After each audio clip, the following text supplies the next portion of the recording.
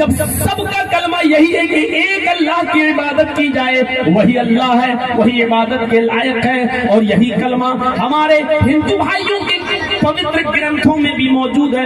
ایکم برہما دتیہ ناستے ناستے کنچن، ایک ہی برہما ہے، دوسرا نہیں۔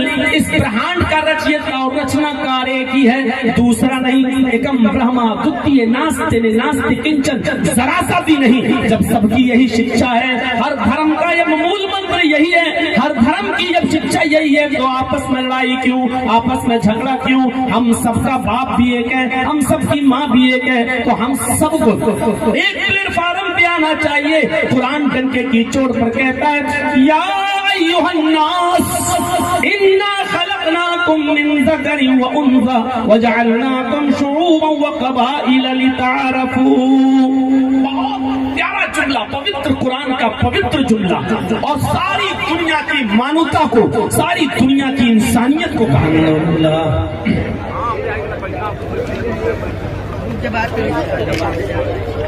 الحمد لله نحمده ونستعينه ونستغفره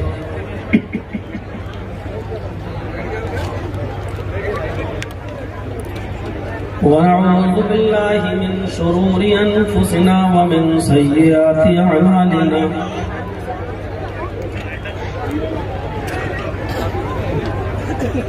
من يهده الله فلا مضل له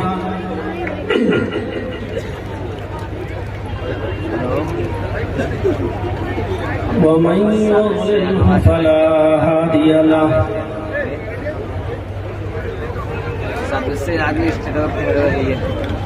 وأشهد أن لا إله إلا الله وحده لا شريك له،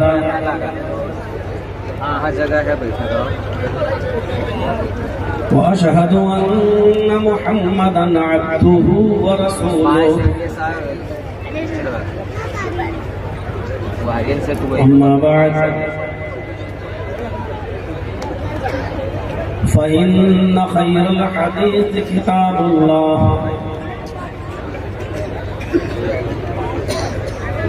وخير الهدي هدي محمد صلى الله عليه وسلم،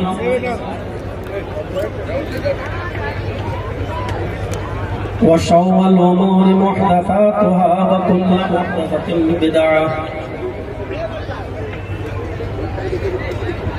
وكل بدعة ضلالة وكل ضلالة في النار۔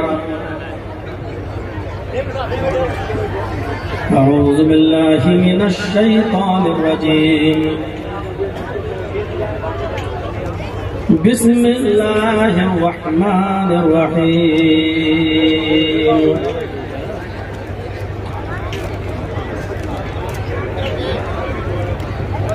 ومن يبتغي غير الإسلام دينا فلن يقبل منه وهو في الآخرة من الخاسرين۔ رب اشرح لي صدري ويسر لي أمري واحلل عقدة من لساني يفقهوا قولي۔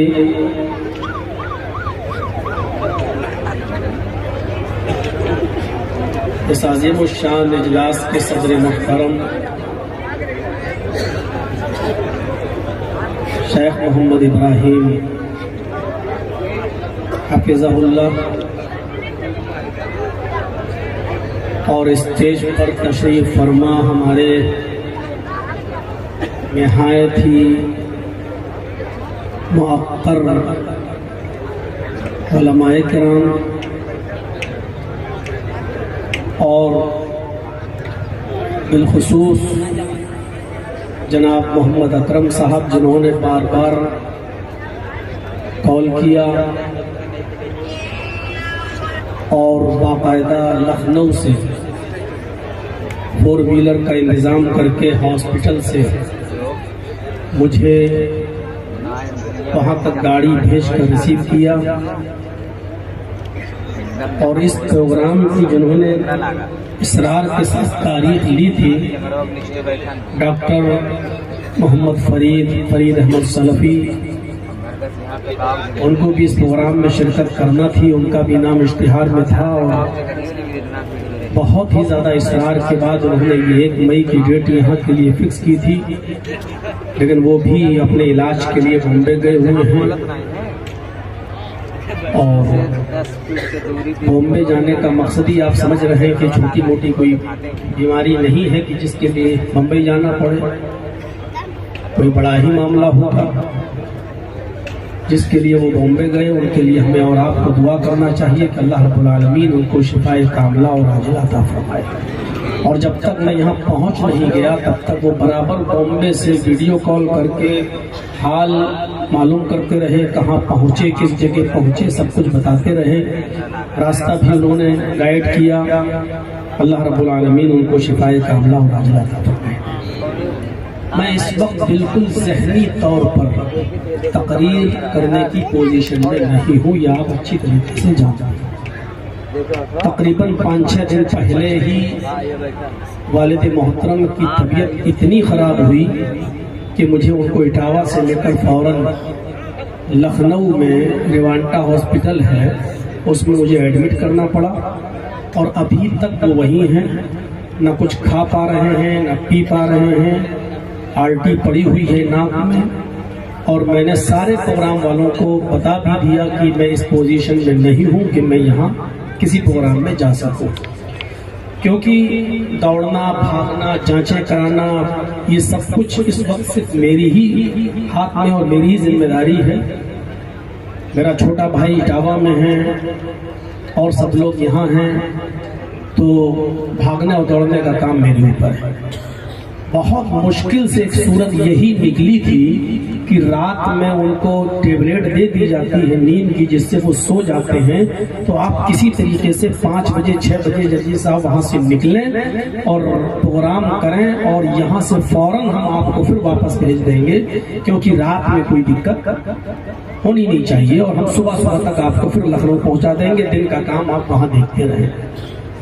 اس شکل کو نکالا گیا اور میں یہاں تک پہنچا، لیکن آج یہ حالت تھی کہ راستے بھر چین و سکون نہیں رہا، بار بار فون آتا رہا، کیونکہ جب انہوں نے مجھے وہاں نہیں دیکھا اپنے پاس تو ایک دم ذہنی طور پر گھبرا گئے، سانس اکھڑنے لگی، دم ان کا ایک دم ایسا ہوا۔ میں اسی ہاسپٹل کے ڈاکٹر محمد سیف صاحب کو، جو اسی ہاسپٹل کے مینیجر ہیں اور ڈائریکٹر بھی ہیں، چلاتے ہیں، میں ساتھ میں لے کے چلا ہوں ان کو کہ آپ بھی چلیے، تاکہ کوئی بھی بات ہو تو یہاں سے آپ ڈائریکشن دیتے رہیں، راستے بھر ڈائریکشن دیتے رہیں۔ ابھی بھی اس آکسیجن ہیں وہ، اور مجھے نکلنا ہے۔ آپ خصوصی طور پر میرے والد محترم کے لیے دعا کریں کہ اللہ ان کو بھی شفائے کاملہ اور عاجلہ عطا فرمائے۔ اب آپ خود اندازہ لگا سکتے ہیں کہ جو شخص ایک طرف ادھر دماغ لگا ہو ذہنی طور پر، اور پھر ہم آپ کے جلسے میں، اور دوسرے پریشانی یہ ہے کہ یہاں پر ایک آدمی رک کر سیلفی لے، فوٹو کھینچے، اور ظلم یہ ہے کہ وہ اپنی بات روک کر ہاتھ ملانے کی کوشش کرے، تو یہ ایک اور ظلم ہے، ظلم پر ظلم ہے۔ تو کم سے کم تقریر ختم ہونے کے بعد اس بات کا بھی خیال رکھیے گا کہ اس وقت میں کس کنڈیشن میں ہوں، اور مجھے یہاں سے فوراً لکھنؤ کے لیے پھر اسی ہاسپٹل کے لیے روانہ ہونا ہے۔ تو میرے بھائیوں، اس وقت آچار سنہتا کا دور ہے، الیکشن کا پیریڈ ہے، پرمیشن بہت زیادہ دیر تک ملتی نہیں ہے۔ پرشاسن کے لوگوں کا بہت بڑا احسان کہہ لیجیے، ان کا میں آبھاری ہوں کہ انہوں نے یہ 11:30 بجے تک بھی جو آپ کو پرمیشن دی ہے، اس پر میں ان کا آبھار پرکٹ کرتا ہوں، ان کو اس بات کے لیے ان کا میں شکریہ ادا کرتا ہوں، اور یہ آپ کا احسان ہے ہمارے اوپر کہ آپ نے اس بات کی پرمیشن دے کر ایک دھارمک سبھا کو کامیاب بنانے کی کوشش کی ہے۔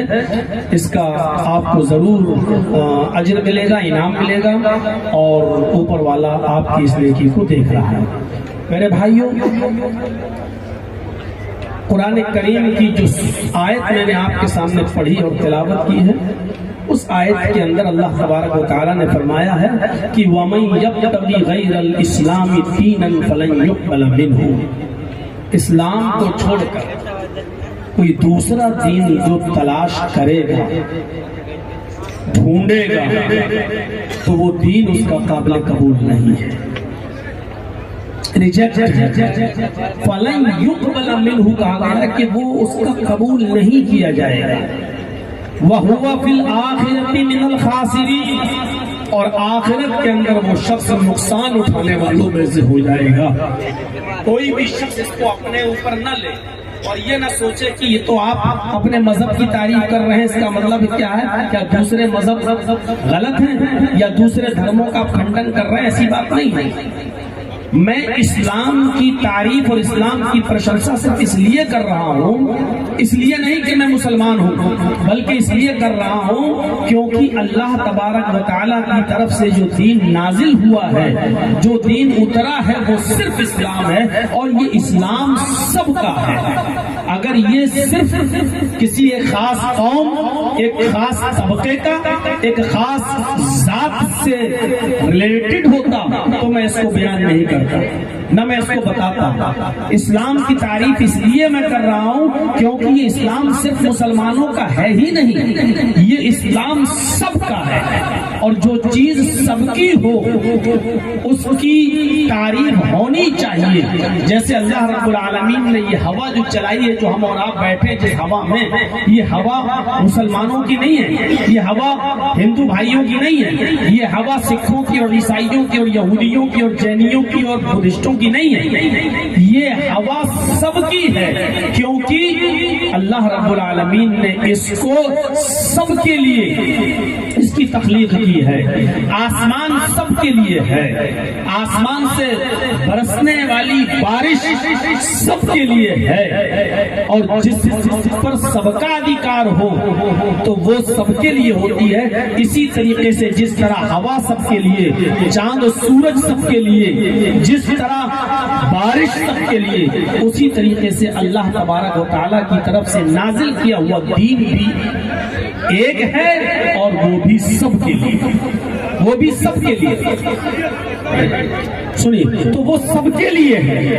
اسی طریقے سے میرے بھائیو اسلام بھی سب کے لیے، اور اسی لیے قرآن پڑھیں گے آپ تو اللہ تبارک و تعالیٰ نے یہ کہا ہی نہیں ہے کہ محمد الرسول اللہ کو میں نے آخری نبی بنا کر بھیجا ہے، انہی کو میں نے اسلام دیا ہے، یہ اللہ نے نہیں کہا کہ صرف محمد ہی اسلام لے کر گئے ہیں صلی اللہ علیہ وسلم، یہ نہیں کہا۔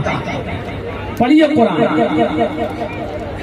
شرع لكم من الدين ما وصى به نوحا والذي أوحينا إليك وما وصينا به إبراهيم وموسى وعيسى نقيم الدين، یہ کہا، اور نبی اکرم کو مخاطب کر کے کہا، شرع لكم من الدين ما وصى به نوحا والذي أوحينا إليك، اے محمد صلی اللہ علیہ وسلم، میں نے تمہارے لیے اسی دین کو مشروع قرار دیا ہے، اسی دین کے نفاذ کا حکم دیا ہے، ہم نے آپ کے لیے اسی دین کے نفاذ کا حکم دیا، اسی دین کی استھاپنا کا آرڈر دیا ہے۔ شرع لكم من الدين ما وصى به نوحا والذي أوحينا إليك، جو آپ سے پہلے جس دین کے نفاذ کا حکم میں نے نوح علیہ السلام کو دیا تھا، اور جس کی وحی میں نے آپ کو کر دی، جس کے لیے خبردار میں نے آپ کو کر دیا، جس سے باخبر آپ کو کر دیا، نوح جو دین نوح کو دے کر بھیجا تھا، اور اس کی خبر میں نے آپ کو کر دی۔ شرع لكم من الدين ما وصى به نوحا والذي أوحينا إليه وما وصينا به إبراهيم وموسى وعيسى، اور ابراہیم کے بعد، نوح کے بعد ابراہیم بھی یہی دین لے کر آئے، موسیٰ و عیسیٰ، اور موسیٰ کو بھی یہی دین کا نفاذ کا حکم دیا تھا، اور عیسیٰ کو بھی یہی دین لے کر ہم نے بھیجا۔ تو یہی دین نوح کا، یہی دین ابراہیم کا، یہی دین موسیٰ کا، یہی دین عیسیٰ کا، اور اسی لیے سب کا کلمہ ایک، سب کا کلمہ ایک۔ نوح علیہ السلام جب اس دنیا میں آئے تو کلمہ پڑھا جاتا تھا لا الہ الا اللہ نوح رسول اللہ۔ موسیٰ علیہ السلام اس دنیا میں آئے تو کلمہ پڑھا جاتا تھا لا الہ الا اللہ موسیٰ رسول اللہ۔ عیسیٰ جب اس دنیا میں آئے تو کلمہ پڑھا جاتا تھا لا الہ الا اللہ عیسیٰ رسول اللہ، اور محمد رسول اللہ جب اس دنیا میں آئے تو کلمہ پڑھا جاتا ہے لا الہ الا اللہ محمد رسول اللہ۔ آپ غور کریں تو پہلے جملے پر، پہلے لا الہ الا اللہ پر میرے بھائیوں کوئی بھی نبی اس دنیا میں آیا کوئی لا الہ الا اللہ یہ مول منتر ہے جو کبھی بدلا نہیں گیا. نوح جب آئے تو سیکنڈ جملہ تو بدلا, نوح رسول اللہ, موسیٰ آئے تو موسیٰ رسول اللہ, عیسیٰ آئے تو عیسیٰ رسول اللہ, اور محمد رسول اللہ آئے تو محمد رسول اللہ. لیکن لا الہ الا اللہ نہیں بدلا گیا. لا الہ الا اللہ, اللہ کے علاوہ کوئی معبود نہیں, کوئی ایسی ہستی نہیں اللہ کے علاوہ جس کی پوجا کی جا سکے, جو پوجا یوگ ہو, جو اللہ کی طرح اس کی عبادت کی جا سکے. عبادت کے لائق اور عبادت کی مستحق ذات صرف اللہ کی ہے. تو یہ کلمہ سب کا رہا ہے, اور اسی لیے قرآن ڈنکے کی چوٹ پر اعلان کرتا ہے, قُلْ يَا أَهْلَ الْكِتَابِ تَعَالَوْا إِلَىٰ كَلِمَةٍ سَوَاءٍ بَيْنَنَا وَبَيْنَكُمْ أَلَّا نَعْبُدَ إِلَّا اللَّهَ.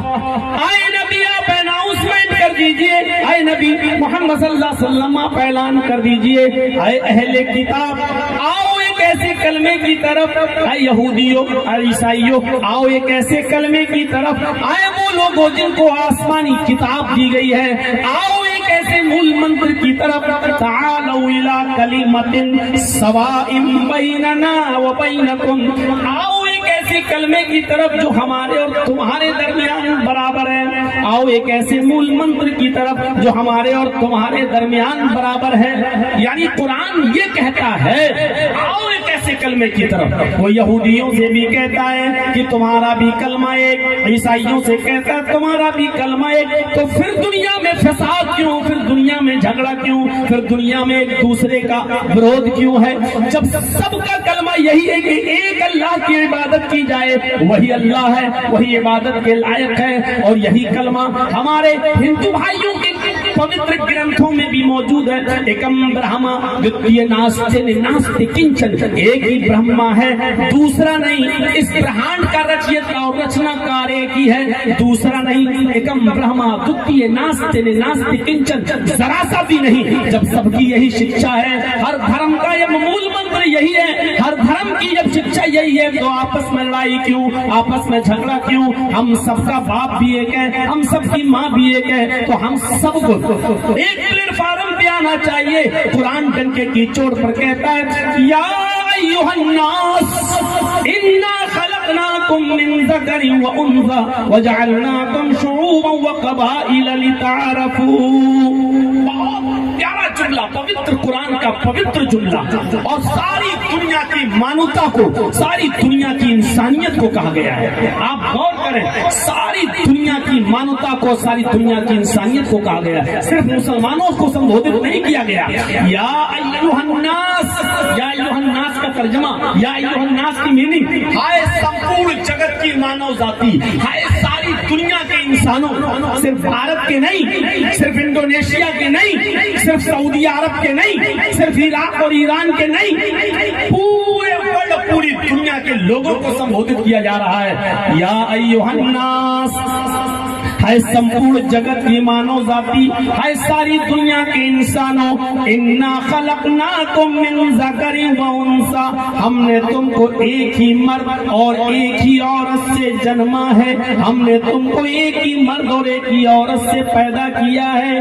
تمہاری سرشٹی ایک ہی ماتا اور ایک ہی پتا سے ہوئی ہے, تمہاری رچنا ایک ہی پتا اور ایک ہی ماتا سے ہوئی ہے. من ذکر و انثی پر غور کرو, تمہارا پتا ایک, تمہاری ماں ایک. یعنی قرآن کہہ رہا ہے ساری دنیا کے لوگوں, تمہارا باپ ایک ہے, تمہاری ماں ایک ہے. جب ہم سب کا باپ ایک ہے اور ہم سب کی ماں ایک ہے, تو اس کا مطلب یہ ہے کہ ہم سب آپس میں بھائی بھائی ہیں. تو ہم یہ کہہ سکتے ہیں یا ایھا الناس, اے ساری دنیا کے انسانوں, اے پورے ورلڈ, پورے جگت کی مانوتا اور انسانوں, سن لو, ہم نے تم کو ایک ہی مرد اور ایک ہی استری سے پیدا کیا ہے. تمہارا باپ ایک اور تمہاری ماں ایک. باپ کا نام آدم, ماں کا نام حوا. ہندو پوتر گرنتھوں کے مطابق دیکھ لیں تو باپ کا نام آشو, منو, اور ماں کا نام ہیووتی, ہوا یا شتروپا. میرے بھائیوں, ایک ہی باپ ہے اور ایک ہی ماں ہے, ہم سب ایک ہی باپ کے اور ایک ہی ماں کے بیٹے ہیں. اس لیے قرآن نے کیا کہا, ہم نے तुमको एक ही मर्द और एक ही स्त्री से पैदा किया, तुम सब आपस में भाई भाई हो। इसीलिए कोई ये कह नहीं सकता कि हम बड़े हैं, हम ऊंचे हैं, हमारी कास्ट बड़ी है, हमारी कास्ट छोटी है। मेरे भाइयों, ये चीजें तो आज हम मुसलमानों के अंदर भी चली आ रही हैं। मैं खान हूँ, मैं तुर्क हूँ, मैं सैयद हूँ, मैं हाशमी हूँ।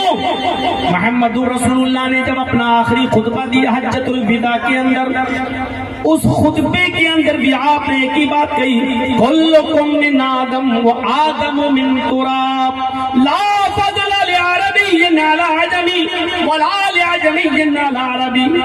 है मुसलमानों, सुनो क्या कहा अल्लाह के नबी ने। अल्लाह के नबी सल्लल्लाहु अलैहि वसल्लम फरमाते हैं, तुम सब आदम की संतान हो। कुल्लुकुम मिन आदम, तुम सब आदम के बेटे हो, तुम सब आदम की संतान हो। वो आदम मिन तुराब, आदम मिट्टी से पैदा हुए, इसलिए तुम सब मिट्टी से बने हो, मिट्टी के से पैदा हुए हो। सुनो, ला फज़ल लिअरबिय्यिन अला अजमी, किसी अरब के रहने वाले को गैर अरब पर फजीलत श्रेष्ठता नहीं है। कोई सऊदीया में रहने वाला हम भारतीयों से ये नहीं कह सकता है कि हम तुमसे श्रेष्ठ हैं, हम तुमसे अफजल हैं, हम तुमसे ऊंचे हैं। और कोई भारतीय किसी सऊदी इंसान से ये नहीं कह सकता कि हम इंसान होने के हैसियत से हम तुमसे ऊंचे हैं। तुम सब बराबर हो। कोई अरबी को आजमी पर और किसी आजमी को अरबी पर कोई श्रेष्ठता नहीं है, कोई दर्जा नहीं है। कोई गोरे को काले पर और किसी काले को गोरे पर कोई फौकियत हासिल नहीं है। इस्लाम ने खंडन ही कर दिया है, वो चीजें ही खत्म कर दी हैं। नमाज जो फर्ज कर दी है, इसमें रंग और नस्ल सबको मिटा दिया है, अमीरियों गरीबी को मिटा दिया है। यहाँ अजान की आवाज आती है, हय्या अलस सलाह, आओ नमाज की तरफ। ये अमीर के लिए भी है, गरीब के लिए भी है, ये कालों के लिए भी है, गोरों के लिए भी है, ये बड़ों के लिए भी है, छोटों के लिए भी है। अब मस्जिद के अंदर आप दाखिल हो गए, अब मस्जिद के अंदर कोई आदमी ये नहीं कह सकता मैं बहुत पैसे वाला या अमीर आदमी हूँ, मैं अगली सफ में खड़ा हो जाऊंगा, मैं अगली सफ में आऊंगा।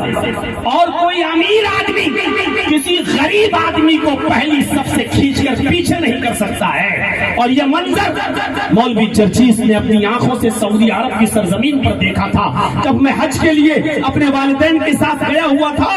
और उसी हज के उसी खाने काबा में जब सऊदीया का बादशाह भी आया, तो सऊदी के बादशाह को भी अगली सफ में नहीं आने दिया गया। उसको जहां जगह मिली वहीं पर उसको बैठकर नमाज पढ़ना पड़ी, अदा करना पड़ी इमाम हरम के साथ। ये इस्लाम की मसावत है। मेरे घर, मेरी मस्जिद से अगर तुम बाहर हो तो अपने आप को अमीर कहना, अपने आप को चौधरी समझना, अपने आप को पॉपुलर समझना, अपने आप को मॉडर्न समझना, अपने आप को साहूकार समझना, अपने आप को चौधरी समझना। लेकिन मेरे घर में जब आ गए हो तो साहूकारी का ताज मस्जिद के दरवाजे के बाहर फेंक के आना, चौधराहट का ताज बाहर रख के आना। हमारे घर पे आए हो तो सब बराबर हैं, जिसको जहां जगह मिलेगी वही। और एक गरीब इमाम 5,000 रुपए पे नमाज पढ़ाने वाला, 6,000 रुपए और 10,000 रुपए पे इमामत कराने वाला गरीब इंसान, जिसको 2 टाइम का खाना भी सही तौर पर नसीब नहीं होता, जो अपने बच्चों की सही तौर पर फीस भी जमा नहीं कर पाता, वही इमाम मुसल्ले पर आगे पड़ेगा। और 1,10,00,000 रुपए महीना कमाने वाला इंसान उसके पीछे नमाज पढ़ेगा, उसके पीछे उसको नमाज अदा करना पड़ेगी। क्यों? क्योंकि ये फजीलत, ये श्रेष्ठता, ये दर्जा इस्लाम ने दिया है। और बराबरी का जो मौक़िफ़ इस्लाम ने पेश किया है, दुनिया इस नज़ीर से कासिर है, ऐसी मिसाल पेश नहीं कर सकती है। मस्जिद के बाहर भीख मांगने वाला भिखारी भी इसी वक्त नमाज पढ़ेगा। और वो जर्जी साहब के बगल में खड़ा हो जाए नमाज पढ़ते वक्त, तो जर्जी साहब ये नहीं कह सकते भीख मांगता, चल उधर कोने में खड़े होकर नमाज पढ़। वो मेरे साथ नमाज पढ़ेगा, कदम से कदम मिलाकर नमाज पढ़ेगा, पैर से पैर मिलाकर नमाज पढ़ेगा। जर्जी साहब अपना पैर हटा भी नहीं सकते कि गरीब आदमी हट हमसे टच होता है, हम कह भी नहीं सकते हैं। हुक्म ये है, कांधे से कांधा मिला लो, कंधे से कंधा और कदम से कदम, टखने से टखना मिला लो और उससे चिपक कर खड़े हो जाओ। ये बराबरी का درس, یہ سمانتا کا درس جو اسلام پیش کر رہا ہے. میرے بھائیوں, اسی سمانتا کو دیکھتے ہوئے ڈاکٹر امبیڈکر نے کہا تھا کہ سمانتا کا درس, سمانتا کا پاٹھ جو اسلام نے پڑھایا ہے ایسی نظیر نہیں ملتی ہے پورے ورلڈ کے اندر, پوری دنیا کے اندر. میرے بھائیوں, یہ اور حج کا میدان میں چلے جاؤ, میں جس سال گیا تھا وہ 40 لاکھ کی بھیڑ تھی. اس مرتبہ تو سن رہے ہیں 45 اور 50 لاکھ کی بھیڑ ہوتی ہے حج کے میدان میں. میرے بھائیوں, وہ 9 تاریخ اور عرفات کا میدان انڈونیشیا کا مسلمان بھی ہے, ہندوستان کا بھی ہے, سعودی کا بھی ہے, ایران کا بھی ہے, عراق کا بھی ہے, اور دنیا کے چپے چپے سے جاتا ہے. امیر بھی ہے, غریب بھی ہے, کالا بھی اور گورا بھی ہے, سب کے جسم پر ایک طریقے کا احرام کا کپڑا لپٹا ہوا ہے, اور ایک ہی میدان میں سب جمع ہو کر کہہ رہے ہیں لبیک لبیک اللہم لبیک لا شریک لک لبیک ان الحمد والنعمت. میرے بھائیوں, غور کرو ان جملوں پر. لبیک لبیک, لبیک کا مطلب میں حاضر ہوں, لبیک کا مطلب اے اللہ میں حاضر ہوں, لبیک کا مطلب سرنڈر کرنا. جیسے اعلان کر دیا گیا ہو کورٹ نے, عدالت میں, 1 مہینے کے اندر اگر اس نے سرنڈر نہیں کیا تو ایسے مجرم کو دیکھتے ہی گولی مار دو, اور وہ مجرم کورٹ میں چھپ چھپا کے آئے اور کہے کہ میں اپنے آپ کو سرنڈر کر رہا ہوں. ایسے ہی ایک آدمی جب کہتا ہے لبیک لبیک, مطلب اے اللہ میں بھارت سے جھوٹ, بے ایمانی, چوریاں, شراب نوشی, جوا, ان سب کا پاپ اپنے سر پر لاد کر لایا ہوں. میرا پورا کا پورا شریر پاپوں میں ڈوبا ہوا ہے ایشور ہے اللہ, اگر تو ہمیں چھما نہیں کرے گا تو کون کرے گا, تو ہمیں معاف نہیں کرے گا تو کون کرے گا. لبیک لبیک اے اللہ, میں اپنے ماں باپ سے بچ سکتا ہوں, میں اپنے رشتہ داروں سے بچ سکتا ہوں, میں دنیا کی آنکھوں میں پھول جھونک کر بچ سکتا ہوں, لیکن تیری آنکھوں سے نہیں بچ سکتا. میں دنیا سے کنارہ کشی اختیار کر کے بھاگ سکتا ہوں, لیکن تیری زمین سے نہیں بھاگ سکتا.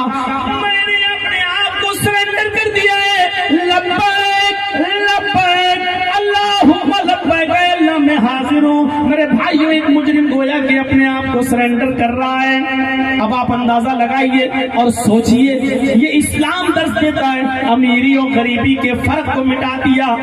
کوئی چیز نہیں ہے اسلام کے اندر. آپ نظر ڈالیں, نظر خانہ کعبہ میں اذان دینے کا حق اس شخص کو دیا گیا ہے, اذان دینے کے لیے اس شخص کو بلایا گیا ہے اور اس کو اتھارٹی دی گئی ہے, پاور دیا گیا ہے. جو شکل و صورت میں علماء سے پوچھو, حدیث کی کتابوں میں آتا ہے کہ کوئلے کے رنگ سے زیادہ کالا, جس کو دنیا بلال حبشی کے نام سے یاد کرتی ہے, جو بہت ہی زیادہ کالے, کوئلے کے رنگ سے زیادہ کالے, لیکن حبشہ سے آنے والا یہ شخص محمد رسول اللہ نے حضرت بلال سے کہا خانہ کعبہ پر اس کے اونچی جگہ پر کھڑے ہو کر اذان کے کلمات تم ادا کرو گے, اور حضرت بلال اذان دیا کرتے تھے اللہ اکبر اللہ اکبر. غور کرو, اسلام نے کالے اور گورے کے رنگ کو مٹا دیا, کالے اور گورے کے جھگڑے کو ختم کر دیا.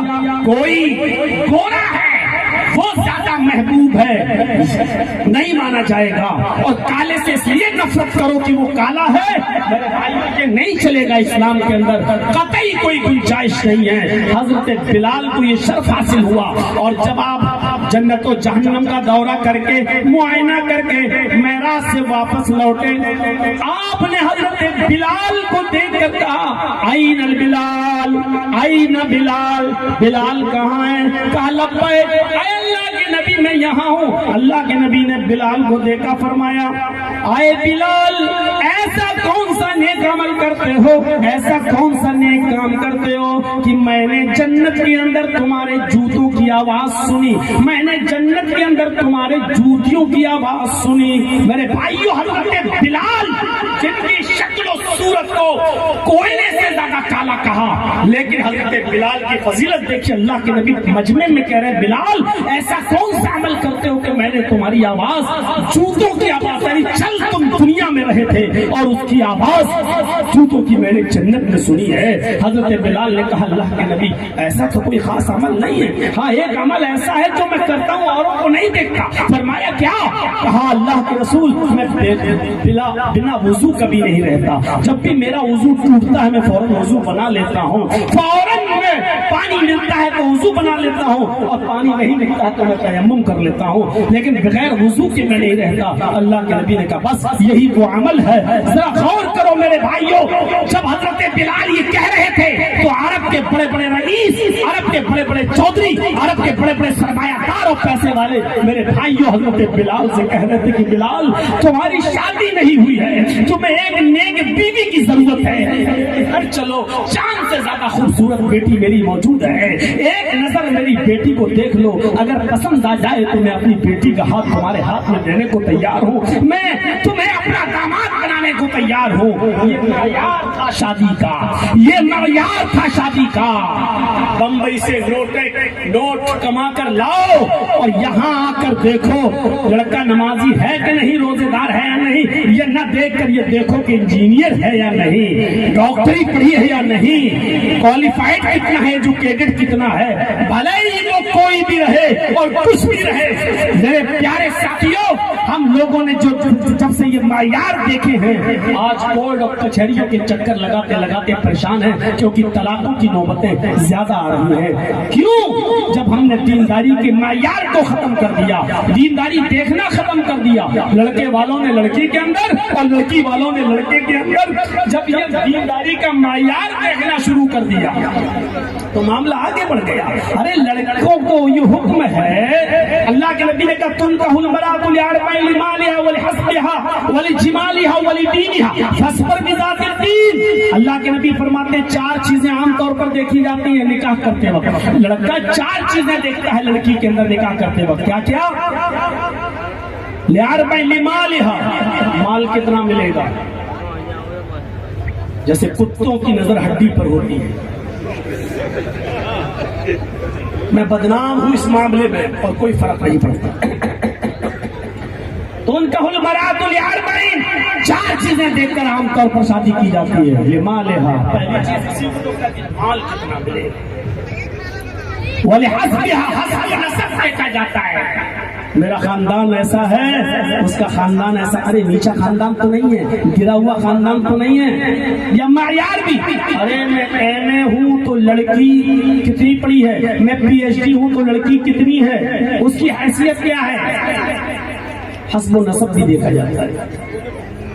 دو چیزیں، کچھ ہوتے ہیں جو مال دیکھتے ہیں، کچھ ہوتے ہیں جو حسب و نسب دیکھتے ہیں، ولجمالها، اور کچھ ہوتے ہیں جو خوبصورتی دیکھتے ہیں کہ لڑکی خوبصورت کتنی ہے، ولدینها، اور دینداری بھی دیکھی جاتی ہے۔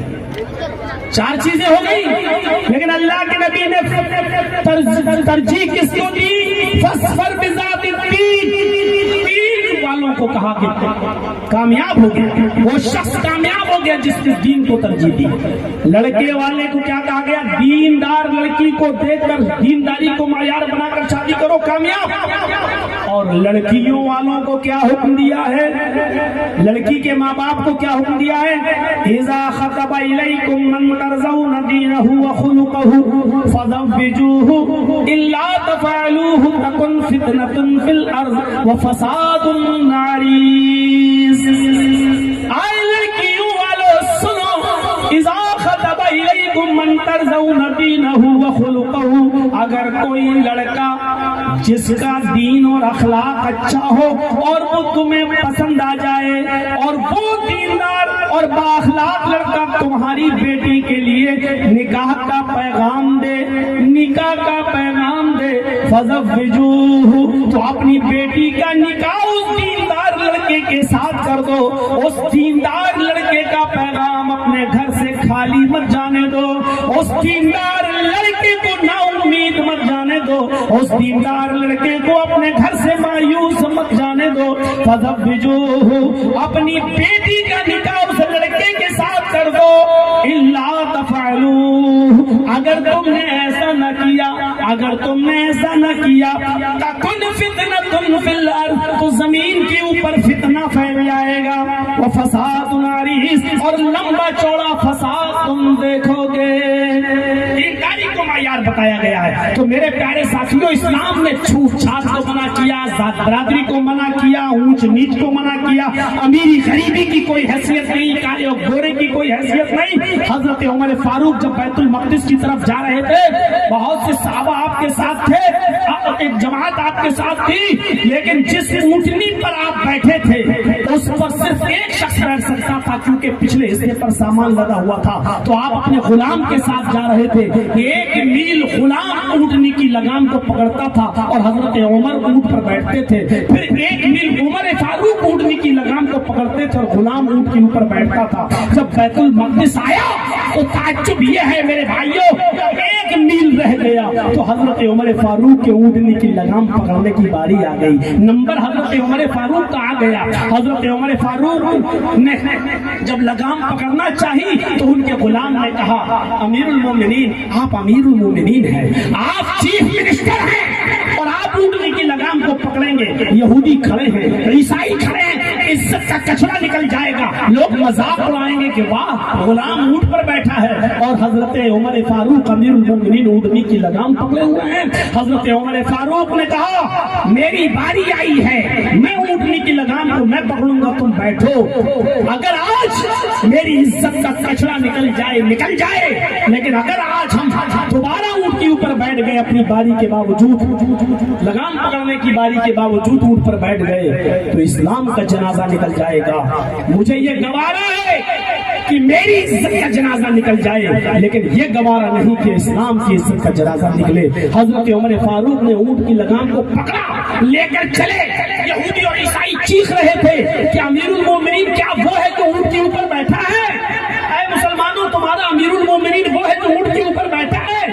حضرت عمر فاروق کے لگام کو دیکھ کر یہودیوں نے کہا، نہیں، میرا امیر المومنین تو وہ ہے جو اونٹنی کی لگام پکڑے ہوئے ہے اور چلا رہا ہے، وہ جو اونٹ پر بیٹھا ہے وہ تو اس کا غلام ہے، اس کا خادم ہے۔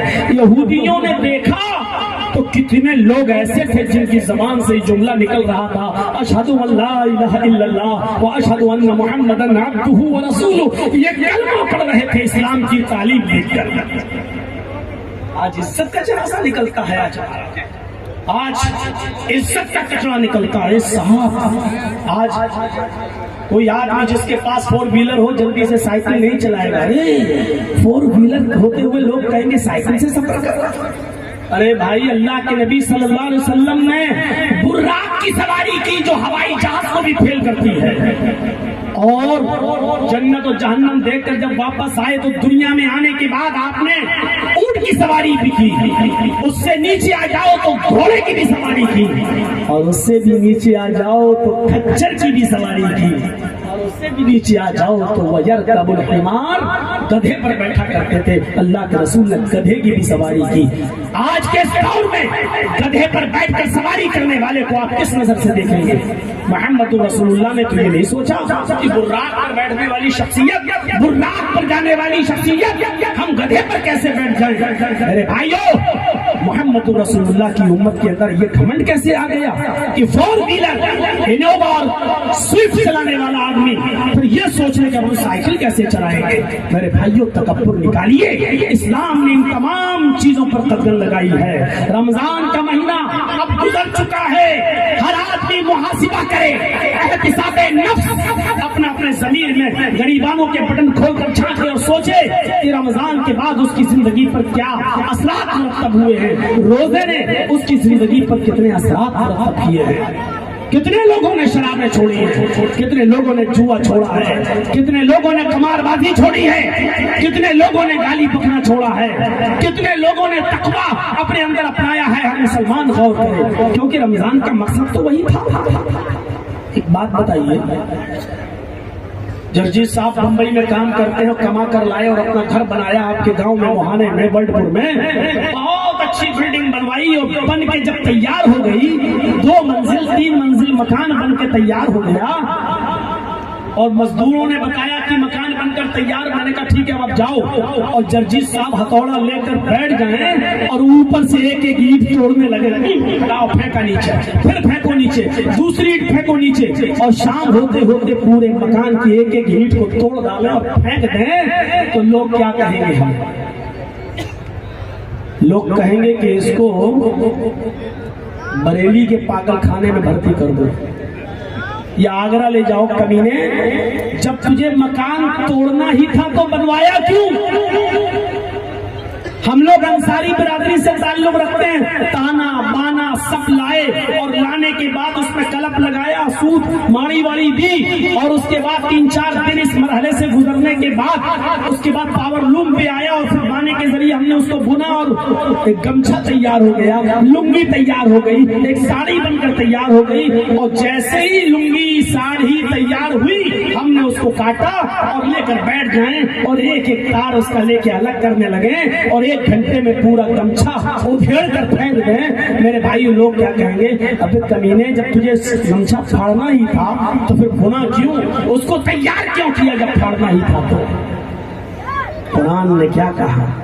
वला तकूनु कल्लती नक़ज़त ग़ज़लहा मिन बअद क़ुव्वतिन अनकाथा। उस औरत से मिसाल दी,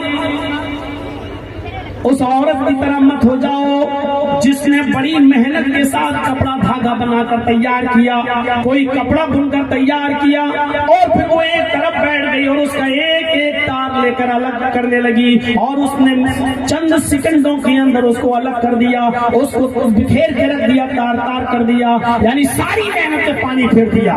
मेरे भाइयों गौर करो, रमजान के महीने में तुमने नमाजें पढ़ी, रमजान के महीने में तुमने रोजे रखे, रमजान के महीने में तुमने रातें जागी, शब कदर का एहतमाम किया, अल्लाह से दुआएं मांगी, हलाल रोजी खाई, हराम से इज्तिनाब किया, गालियों से इज्तिनाब किया, झूठ से इज्तिनाब किया, इन तमाम चीजों से तुम बच गए। और ईद का चांद होने के बाद, नमाज ईद पढ़ने के बाद, ईद की नमाज पढ़ने के बाद तुमने अब डीजे बजाना शुरू कर दिए, गाने बजाना शुरू कर दिए, शराब पीना शुरू कर दी, आपने झूठ बोलना शुरू कर दिया, फिर हराम खाना शुरू कर दिया। अरे अल्लाह के बंदो, जब तुम्हें अपने रोजों को खराब ही करना था तो फिर रखे क्यों हैं? जब तुम्हें मकान बनाकर तोड़ना ही था तो बनाया क्यों? जब कपड़ा फाड़ना ही था तो बुना क्यों? जब तुमको यही सब कुछ करना था तो फिर रमजान के रोजे रखे क्यों? वला तकूनु कल्लती नक़ज़त ग़ज़लहा। अल्लाह के नबी कुरान कहता है कि उस औरत की तरह मत हो जाना जिसने बड़ी मेहनत मशक्कत के बाद कपड़ा तैयार किया और बैठ गई उसको तार तार करने के लिए, बैठ गई उसको अलग अलग करने के लिए। मेरे प्यारे साथियों, इन चीजों को जहन में रखिए और याद रखिए, बहुत अक्लमंदी से काम लेने की जरूरत है इस वक्त। मैं आपको फिर कह के जा रहा हूं, अल्लाह ने अकल दी है, आसमान से अब कोई नबी नहीं आएगा तुम्हें समझाने के लिए और तुम्हें बताने के लिए। ये इस्लाम कयामत तक के लिए रहेगा। जब तक कयामत नहीं आती है, इस्लाम अपनी असली शक्ल में इसी तरीके से बाकी रहेगा, लेकिन कोई नबी नहीं आएगा समझाने के लिए। इस वक्त अकल के नाखून लेने की जरूरत है, कदम कदम पर आपको उकसाने की कोशिश की जाएगी। ये माहौल ऐसा है मेरे भाइयों कि आप दिल्ली के स्कूलों में बम भी रखे जाएंगे, ये सब कुछ होगा। और ये भी याद रखिएगा, जब तक ये इलेक्शन का दौर खत्म न हो जाए अभी कुछ भी हो सकता है, कुछ भी। ये इस वक्त आप अकल के नाखून लेंगे, सब्र से काम लेंगे, जज्बात में आने की जरूरत नहीं है। इस वक्त आपको सिर्फ ये देखना है हमारा नुकसान कम किस में है, नुकसान सब में है आपका। आप कहीं भी जाएंगे आपका नुकसान हर जगह है। इस वक्त लड़ाई नुकसान और फायदे की नहीं है। आप کے لیے فائدے مند کوئی نہیں ہے. اس وقت آپ کو یہ دیکھنا ہے کہ ہمارے لیے کم نقصان دہ کون ہے. آپ اس وقت اس پوزیشن میں بیٹھے ہوئے ہیں کہ آپ کی بیوی کو ڈلیوری ہو رہی ہے, بچہ پیدا ہو رہا ہے, اور ڈاکٹر نے یہ کہہ رکھا ہے ہم بیوی یا بچے میں سے کسی ایک کو بچا سکتے ہیں. بھائی سیریس ہے معاملہ, یا تو بچہ بچا سکتا ہوں یا بیوی بچا سکتا ہوں, یعنی بچہ یا بچے کی ماں, بتاؤ کس کو بچائیں. نقصان دونوں صورتوں میں ہے, بیوی کھو رہا ہوں تب بھی نقصان, بچہ کھو رہا ہوں تب بھی نقصان. لیکن اس وقت آپ یہ فیصلہ کریں گے کہ کم نقصان کس میں ہے, تو آپ یہ سوچتے ہیں بیوی رہے گی تو بچے اور بھی آ جائیں گے, اگر بچہ جا رہا ہے تو جانے دو. اس وقت آپ اپنے دل کو پتھر رکھ کر رنجیدہ اور غم کے ساتھ یہ فیصلہ کریں گے اور ڈاکٹر سے کہیں گے ٹھیک ہے بیوی کو بچا لو, اس کی ماں کو بچا لو, بیوی رہے گی تو اللہ بچے اور بھی دے دے گا. میرے بھائیوں, جبکہ نقصان بچے کو کھونا بھی ہے لیکن ایک چھوٹا نقصان ہے, بڑے نقصان سے آپ نے اپنے آپ کو بچا لیا. یہی صورتحال ہے اس وقت آپ کے پاس. آپ جواب نہیں دے سکتے, کوئی سننے والا نہیں ہے, آپ کی کوئی سننے والا نہیں ہے. اس وقت صورتحال یہ ہے کہ ایک ندی پر, ایک تالاب کے کنارے شیر اور بکری دونوں پانی پی رہے ہیں, شیر اور بکری دونوں, اور شیر کی طرف سے بہتا ہوا پانی بکری کی طرف آ رہا ہے. ایک گھاٹ ہے, ندی ہے, اور شیر پانی پی رہا ہے, اس کا جھوٹا پانی بکری کی طرف بہتا ہوا آ رہا ہے, اور بکری بھی وہی پانی پی رہی ہے. الٹا شیر کہہ رہا ہے بکری تو نے میرا پانی گندا جھوٹا کیوں کیا, جبکہ پانی شیر کی طرف سے آیا, جھوٹا وہ کر رہا ہے. اور بکری سے کہہ رہا ہے بکری تو نے میرا پانی جھوٹا کیوں کیا, اور بکری نے کہا رے جنگل کے راجا میں نے آپ کا پانی کہاں جھوٹا کیا, پانی تو آپ کی طرف سے آ رہا بہتا ہوا, آپ کا جھوٹا پانی میں پی رہی ہوں, میری طرف سے تھوڑی جا رہا پانی, پانی تو آپ جھوٹا کر رہے ہیں, میری طرف تو آ رہا, میں تو آپ کا جھوٹا پانی پی رہی ہوں. شیر نے کہا اچھا تو زبان بھی چلاتی ہے, منہ بھی کھول رہی ہے, گیا اور اس کو پھاڑ دیا اور کھا گیا. میرے بھائیوں یہی صورتحال ہے. آپ صحیح بات پر بھی آواز اٹھائیں گے تو کوئی سننے والا نہیں ہے, مجرم آپ قرار دیے جائیں گے. اس وقت سب چاروں طرف اندھے بہرے گونگے لوگ بیٹھے ہوئے ہیں جو صرف کسی کی نہیں سن رہے ہیں. میرے بھائیوں, اور جس کی سن رہے ہیں اس کی طرف بولنا اشارہ کرنا بھی ہمارے لیے جرم ہوگا, اور آپ کو تو معلوم ہی ہے کہ ہم کہاں کہاں ہو کے آ چکے ہیں. تو میرے پیارے ساتھیوں, اس وقت ایک اشارہ کرنا آپ کے لیے یہی ہے کہ بڑی عقل مندی کی ضرورت ہے. بڑے نقصان سے بچنے کے لیے چھوٹا نقصان گوارا کر لینا, لیکن میرے بھائیوں عقل مندی اور دانش مندی کے ساتھ آپ آگے بڑھیے. میرے بھائیوں 11:28 ہو چکے ہیں, میں اور وقت نہیں لوں گا آپ کا. میں نہیں چاہتا ہوں کہ ہمارے پرشاسن کی طرف سے جو پرمیشن ملی اس سے آگے بڑھیں, اور ہمیں بھی پرشاسن کا ساتھ دینا چاہیے اور ان کا آبھار ویکت کرنا چاہیے, اور ان کے لیے بھی شبھ کامنائیں ہمیں اور آپ کو دینا چاہیے کہ ایشور ان کو خوش رکھے اور پسند رکھے. بس اتنی سی باتیں تھیں, اور پھر مجھے آپ جانے دیجیے. میرے بھائیوں اس کے باوجود اگر آپ سیلفی لیں گے, میرے پیچھے دوڑیں گے اور ہاتھ ملانے کی کوشش کریں گے, تو میں یہ سمجھوں گا کہ آپ کو نہ جرجیت سے ہمدردی ہے نہ میرے مریض باپ سے آپ کو ہمدردی ہے. میں جس صورت میں آیا ہوں اسی صورت میں واپس جانے دو تاکہ میں ان کو دیکھ سکوں. اور پھر دعا کی درخواست ہے, میرے والد کے لیے بھی دعا کریں, اور ان کے علاوہ جتنے لوگ بیمار ہیں اللہ تعالیٰ ان سب کو شفائے کاملہ اور عاجلہ عطا فرمائے. اللہ ہم سب کو خوش رکھے, ہم سب کو عقل و شعور سے کام لینے کی توفیق عطا فرمائے, ہم سب کو اسلام پر عمل کرنے کی توفیق عطا فرمائے. اللہ ہم سب کو جب تک زندہ رہا اسلام پر رکھنا اور خاطرہ ہوتے ایمان کو فرمانا. وما علینا الا البلاغ المبین.